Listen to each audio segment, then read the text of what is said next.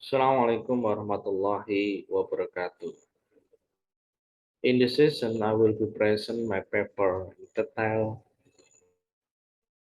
Environmental Wisdom in the Tale of the King of Pigs as an alternative to strengthen policy for sustainable development goals (SDGs).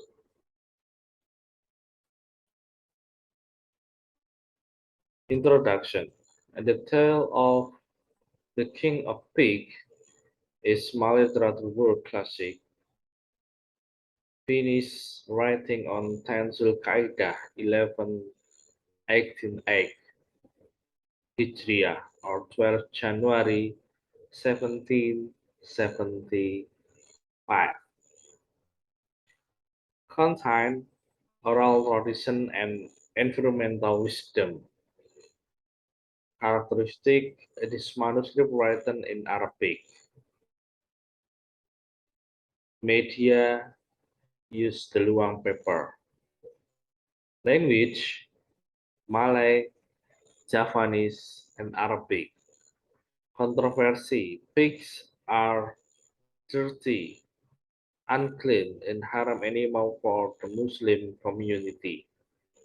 Symbolization: the boy who was cursed to become a pig, but he was still of good character.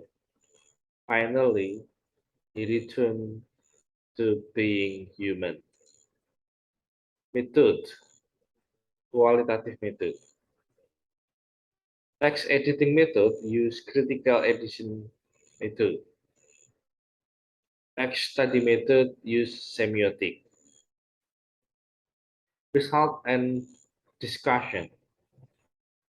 Environmental wisdom in the text of the Tale of the King Pigs. If we look at page 10, we can found quote, menjadi tiada boleh yang dipertuan memeliharakan paduka anakda karena sifatnya seperti babi, Tuan. Through this quote, it can be seen that the pig is an animal that is forbidden by Islam, both for consumption and maintenance. Therefore, a pig must be allowed to live in its natural habitat, namely the jungle. This insight into the environment is deeper and includes more religious aspects. It can be seen that our dealing with the environment are not only limited to the visible nature, but also deal with the microcosm and macrocosm. So, once again, talking about animals, we are talking about the aspect of harmony of life between human and nature. If nature is increasingly damaged, then human life will be more difficult, suffering, and full of disaster. So, the awareness to be able to inherit nature for future generations is something that must always be a hope. So that our children and grandchildren will be able to live happily and prosperously. Implementation of the concept of environmental wisdom. If we look page 9 in the manuscript, the tale of the king pig, we found quote, suatu pun tiada salah kita, sampai hatinya datang rasanya membuangkan kita tiada berdosa. Semoga-moga anakmu itu pun menjadi babi binatang haram jadah yang tiada harus dipeliharakan oleh segala manusia. Maka dengan takdir Allah Subhanahu wa taala, segala sumpah dan doa segala anak raja-raja itu pun dikabulkan Allah Subhanahu wa taala. Tuhan yang Maha Kuasa berlaku atas hambanya.